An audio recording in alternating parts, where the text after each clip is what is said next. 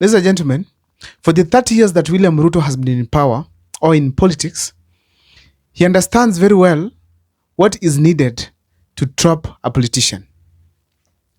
And according to him, he has mastered the idea that all the politicians we have, they are greed for money, wealth, and most importantly for power.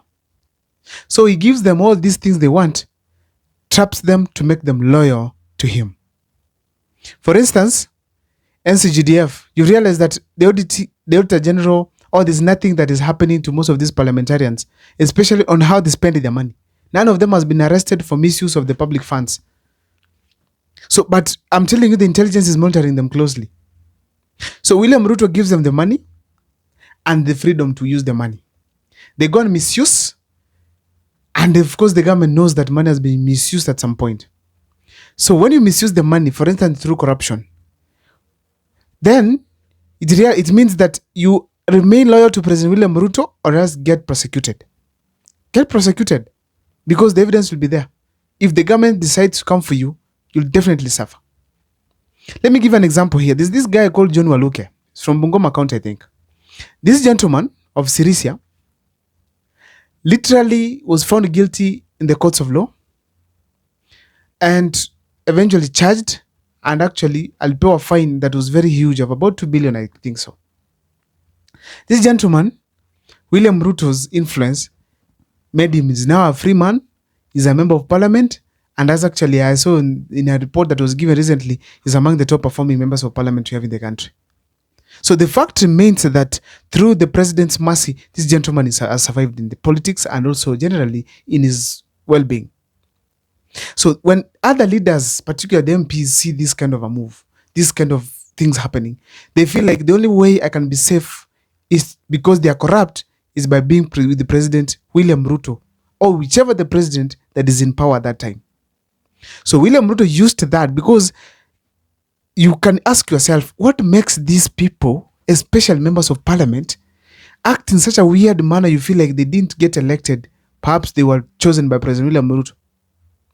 Because even Finance Bill 2024, all constituents in the country, all constituencies, people came out to demonstrate against the Finance Bill 2024, but they still went ahead to vote against, despite Kenyans being killed in the streets. That was brutal. That was ruthless. They didn't care whether Kenyans were dying or not, simply because they had made mistakes through corruption or something. So they have to remain loyal to President William Ruto. When he says left, left, right, right, no questioning. And if you go wrong, you're whipped. You face the consequences. And actually, that is what has made Ndindi Nyoro to be safe today.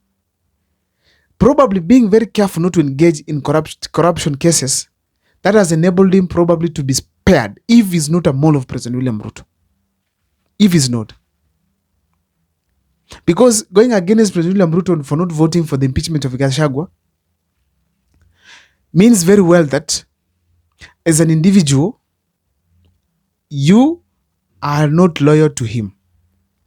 And if you have done a mistake before, you're probably going to face the consequences. But because Ndindi Nyoro was smart enough to take care of his path, he's not going to face any such shenanigans. That is not just Ndindi Nyoro. Many other MPs are experiencing the same. So the fact remains that William Ruto traps all these leaders when they come next to him. He gives you opportunities, he lets you to misuse. If it's money you squander, then you're reminded, okay, you did this and that. So you have to remain loyal to the president. You do either a wrong thing or the right thing, so long as you stay loyal to him, or else face the courts of law. That's basically what is happening. Now, recently, Raila Amolo Odinga literally donated some experts, according to him, to President William Ruto to help in changing this country after the Gen Z protests when the cabinet was dissolved. And I'm telling you guys that all those cabinet secretaries have been trapped. They have been trapped. Before I take you through on how that has happened, please, if this is the first time you're watching my videos, kindly make sure that you subscribe, like, and comment, because that's the best support you can always give this channel. The first thing they did when they got into power, especially Mbadi and Opiyo Wandayi, they were subjected to Adani. Adani people had goodies, and they all fell into that, because we saw literally Opiyo Wandayi supporting and defending Adani, despite the cries from Kenyans that these people are corrupt. But because they had also gotten their junk of benefit, they did not say anything against Adani. Instead, support and ensure that this process between Adani and the government has been finished smoothly. That is literally, that's the first trap. Engaging in some criminal, let me call them, engaging in some illegal activity with Adani, trapped some of these members of parliament, members of ODM. Apart from that, as we speak today, there's an allegation that 1.3 trillion shillings has been withdrawn under Mbadi's time.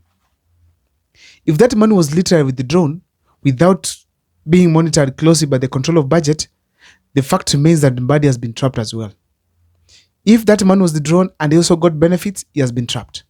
He has to remain loyal to President William Ruto until 2027 and beyond, or else they'll face the consequences of getting prosecuted. Simple as that. As simple as that. As we speak today, Mbadi has not spoken anything against the government. He had so many ideas when he gets to government. This junk of cabinet that William Ruto had, this skunk of cabinet secretaries. Now he's there, he's talking about the same things that William Ruto's men were talking about. Taxation, right, left, and center. How to increase taxes from Kenyans.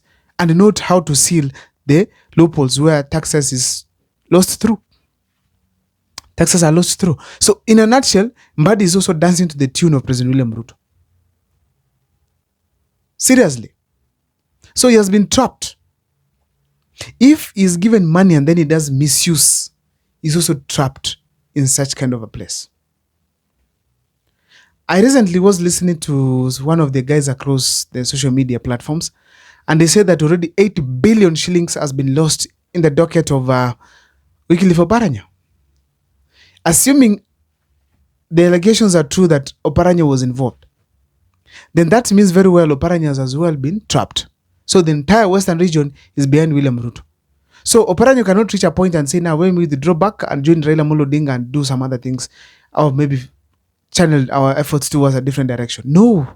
You'll be reminded 8 billion was lost under your watch, and the money probably this and that happened. So he has to stay loyal to President William Ruto. No option. No option.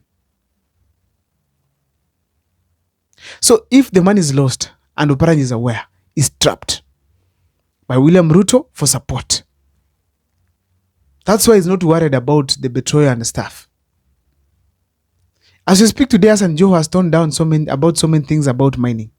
Probably another scandal is loading from that region that is making him to be quiet. But the fact remains that's the best way William Ruto traps these people across. Starting from the MPs all the way to members of parliament, all the way to opposition leader Raila Odinga.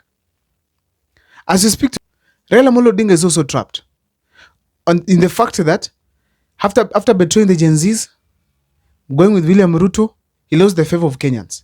So he has nowhere to go. Recently, you say was rejected here in Kisii.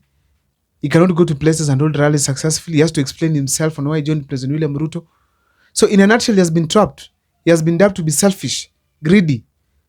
I saw that in the newspaper where they were saying the greedy watchdog. So in a nutshell, Raila Odinga is also trapped. He cannot get out because if he gets out, where is he going? Yet he has destroyed his career. He has destroyed the entire journey he has been creating. The entire process he has been undergoing of politics, bringing changes here and there. Now he has destroyed the reputation. So he is considered to be selfish. Coming up with the idea that you're uniting the country, which is united already, is like killing a dead lion. So the fact remains, as we speak today, William Ruto has trapped the entire opposition led by Raila Odinga. I don't know what's your take. Please let me see in the comment section. You guys what you think.